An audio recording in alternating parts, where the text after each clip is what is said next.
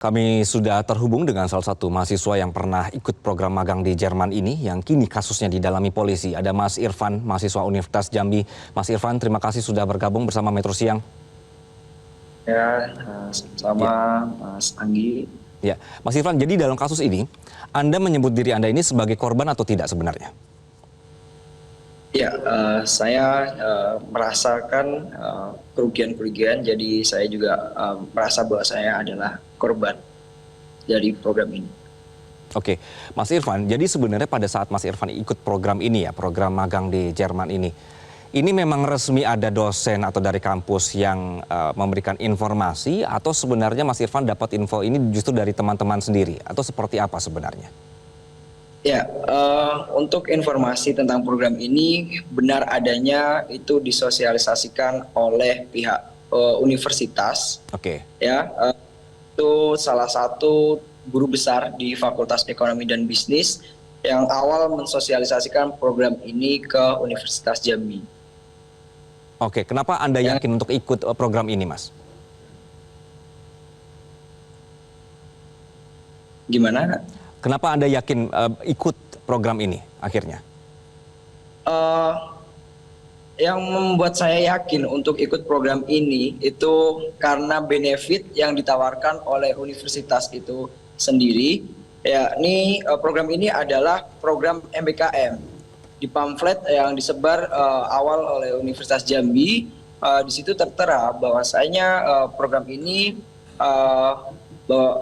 adalah program MBKM dan menyertakan logo MBKM di pamflet yang di-share oleh universitas kepada seluruh mahasiswa. Yang kedua, di situ disebutkan benefitnya adalah menerima gaji 20-30 juta per bulannya. Oke. Lalu pengalaman berharga lainnya ke Eropa. Oke.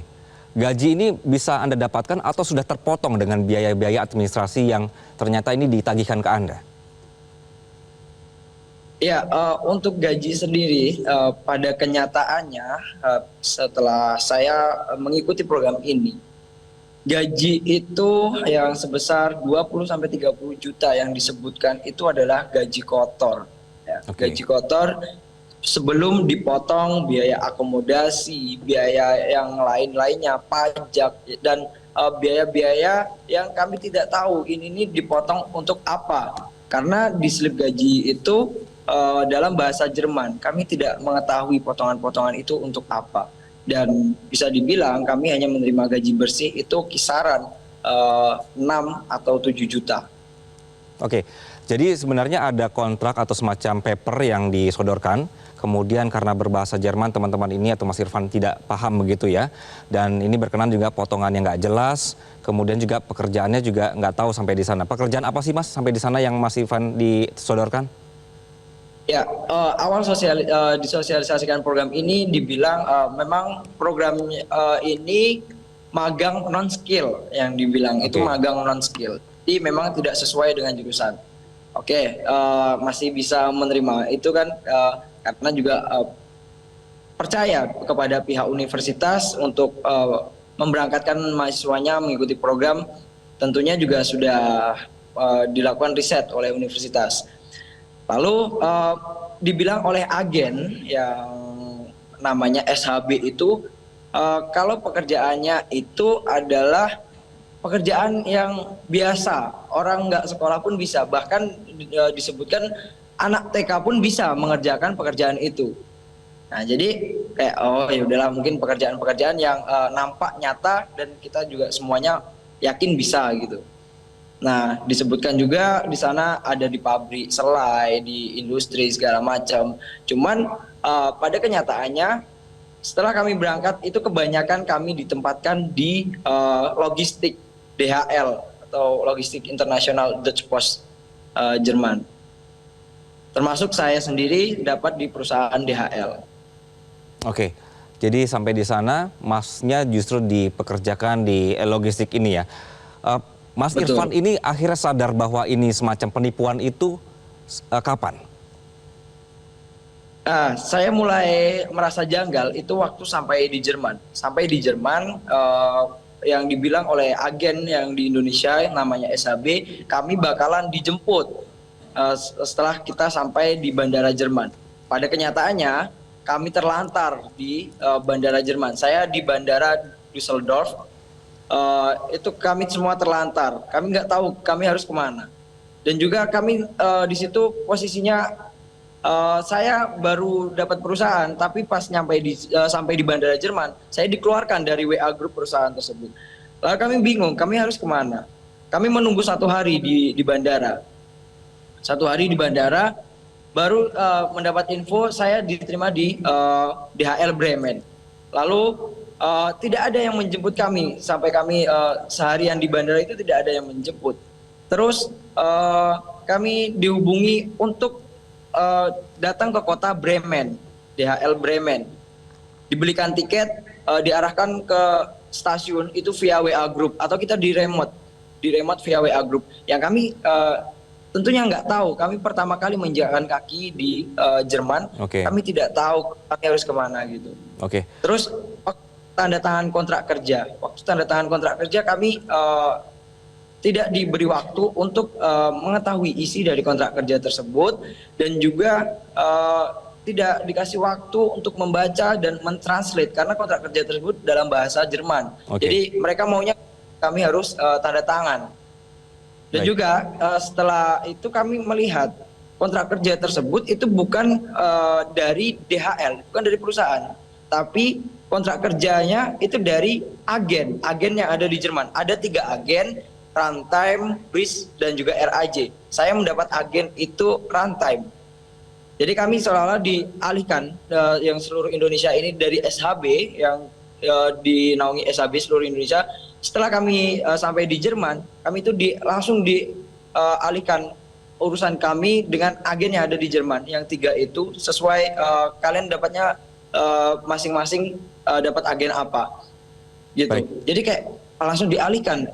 SHB ini tidak ada lagi menghubungi atau tidak ada aktif lagi di grup kami sebelumnya. Jadi apa-apa urusan kami dengan agen. Atau bisa dibilang kami ini adalah pekerja outsourcing. Kontrak kami dengan agen, bukan dengan perusahaan langsung. Mas Irfan, dengan teman-teman berangkat ke sana, kemudian tidak tahu apa-apa di sana, kemudian dari pihak agensinya kemudian juga lepas tangan begitu ya. Apa tanggapan dari kampus soal ini, Mas? Setelah Mas di sana kesulitan, kemudian bisa balik ke Indonesia, kemudian pertanggungjawaban kampus ketika Mas mempertanyakan ini ke kampus seperti apa? Nah, waktu kami sudah sampai di Indonesia dan sampai di Jambi, itu awal bulan 1 atau bulan Januari, ada panggilan dari pihak universitas. Kami dipanggil yang sudah pulang untuk menghadap ke rektor, memenuhi pertemuan dengan rektor, wakil rektor. Nah, kebetulan saya juga hadir di pertemuan itu. Ada 7 atau 8 orang yang dari Jerman itu hadir di pertemuan itu. Dan yang lainnya kayaknya nggak bisa hadir atau berhalangan hadir. Jadi hanya 7 atau 8 orang yang menghadiri pertemuan itu. Nah, di sana pihak universitas itu menanyakan kepada 7 atau 8 orang ini yang hadir itu satu-satu. Yang kami sayangkan pertanyaannya itu hanya seperti ini kurang lebih. Gimana, sehat, atau dan juga gimana pengalamannya, menyenangkan atau gimana tingkat kesenangannya. Jadi kayak pertanyaan dari universitas ini nggak sesuai dengan ekspektasi saya gitu, sebelum menghadiri ini. Jadi ekspektasi saya kami di sana itu bisa untuk menceritakan bagaimana kami selama di sana, bagaimana pekerjaan itu segala macamnya. Tapi pas bagian saya diberi waktu untuk bicara, saya mau membuka semua kronologi yang saya alami selama di sana. Tapi sayang sekali saya dipotong pembicaraan saya.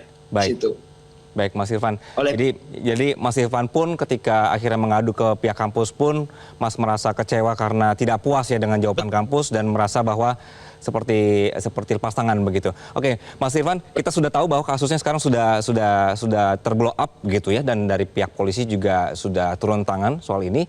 Kita akan terus pantau kasus ini dan juga mudah-mudahan tidak ada lagi orang-orang yang terpengaruh atau juga menjadi korban dalam kasus ini. Dan sebelumnya kami mengucapkan terima kasih Mas Irfan atas cerita Anda di siang hari ini di Metro Siang. Terima kasih Mas Irfan. Jelajahi cara baru mendapatkan informasi. Download Metro TV Extend sekarang.